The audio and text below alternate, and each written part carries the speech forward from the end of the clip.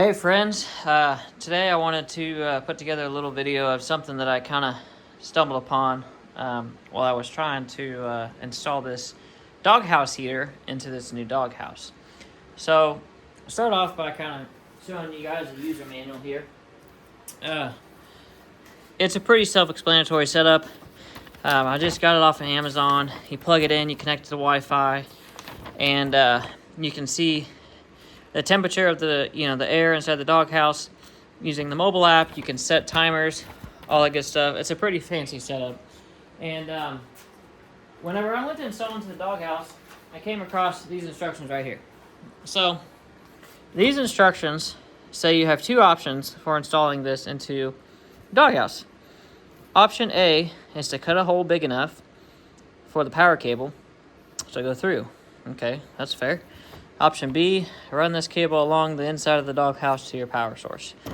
Well, option B just seems dumb to me because our dog isn't going to chew through this.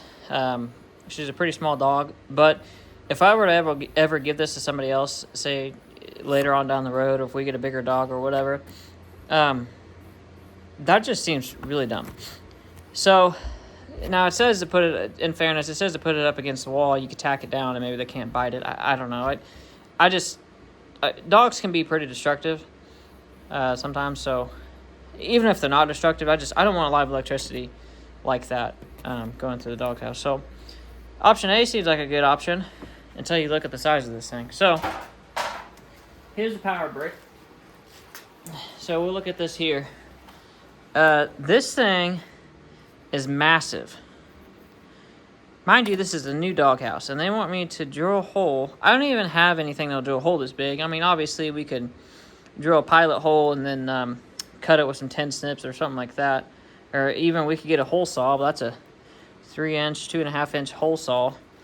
That just seems ludicrous. And not only that, you'd still have to have the wire inside a little bit so you could feed it through. So I took option C, which is not in the instructions, and probably voided all warranty that I had on this thing, but that's okay. I took this apart, took the heater apart, and I'll get a close-up here in a minute, and I cut the wires. So with me cutting the wires, it gives me a lot of versatility, and I'll show you what I did here.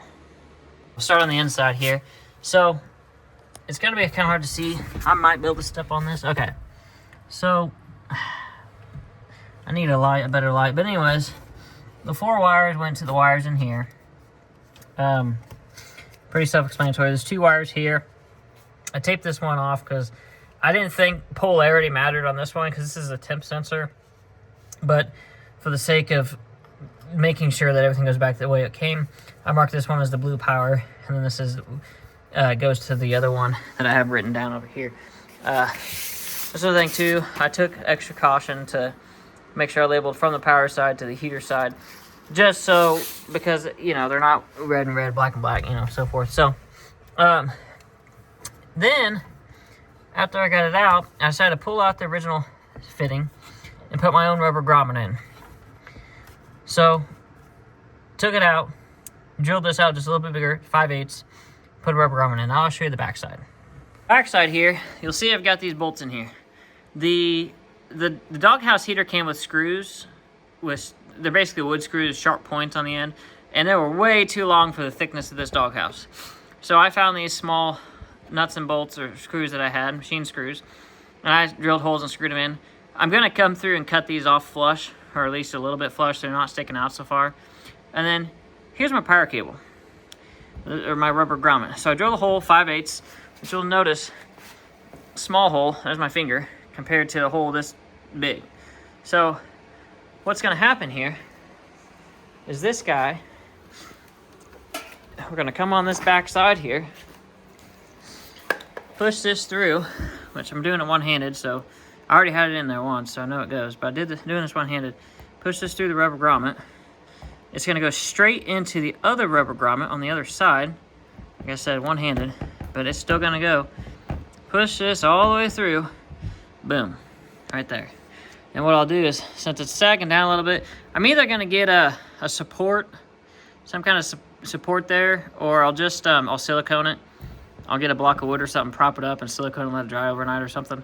That way it kind of holds it from falling down. It ain't gonna hurt it if it does, but if I silicone it, then I don't have to worry about it, you know, leaking and stuff. So that's how that's gonna work. Super small hole, super effective. So then the next thing I gotta do is I'll have to tip it up, which I might be able to do this real quick. Yeah, I think that'll be okay. Tip it up, which I missed my hole, you'll see, so I'll have to feed those through. But I'll put the camera back on the stand, feed those through, and then I'll start making my wire connections, and we'll kind of see how everything goes together. My camera stand just quit on me, so anyways, so here's what I'm doing. I'm putting the male ends on the end that comes in through the back, and then I'll put the female terminal ends over here on the side, on the receiving side. And I just use these heat shrink connectors I got on my Amazon. They come with these pliers. That's probably the brand. I don't know how to say that, but anyways, I'm gonna crimp these, heat shrink these, and then whenever I get ready to connect the wires, I'll jump back on. Yeah, on the rare chance that somebody else in the world tries to do the same thing, just a little heads up. So these are braided sleeves, and whenever I stripped them, the insulation kind of frayed a little bit. So I'm gonna come in here with these little cutters, side dikes, and cut that off. Just something to keep in mind. You don't want those threads inside of your wire. It'll make them. You have a possibility of not getting good connection. I got my heat gun here. I'm gonna heat shrink all of these connectors I've got. I'm gonna go ahead and leave this one off till last because I got the tape on there and the connector doesn't go down far enough. So I'll connect everything else, and then I'll cut that tape off, and then I'll do that last connector. You can use a lighter on these, but I see a lot of people burn these connectors by using a lighter. A heat gun's way better, in my opinion. In a pinch, they'll work, but if you want something that's not going to burn through that coating, definitely use a heat gun. Okay, all of my connections are made. I've got black to blue, black to red there, and then white to blue. So, before I zip tie all of that and button everything up nice and neat, I'm going to go ahead and plug it in and make sure that everything works. And if everything goes as planned, we'll be able to put the screws on it. And we'll be ready to finish putting the doghouse together. Alright, so we're going to unplug the heat gun here. Zoom out a little bit. I got enough room here. So, I have not even plugged this in out of the box. So, I probably should have done that before I took it apart. But, I guess we'll just hope that this worked from the get-go. So, tie that, take this cap off. Okay. If I can plug this in one-handed. It does have a... Oh, it beeped. Okay. So it's doing something here. It's looking for Wi-Fi. So, probably going to have to look at the instructions here to figure out how to do the Wi-Fi. So we do have the Wi-Fi here. Okay. So, hopefully,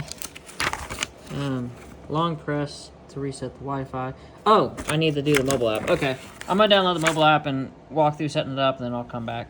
Okay, it took me a minute to get the Wi-Fi, or the app to work. It's a bunch of Chinese stuff. I mean, the email came, and it wasn't even in English, but anyways, I sold my soul to the Chinese, and I got it set up. It says 50 degrees. I think that's the current temperature. It's set to 73. We'll set it to 70. I just want to see it kick on. What we actually set it to will determine how cold it is outside. So it's turned on. Oh, I can hear it and I can feel it. Oh, yeah.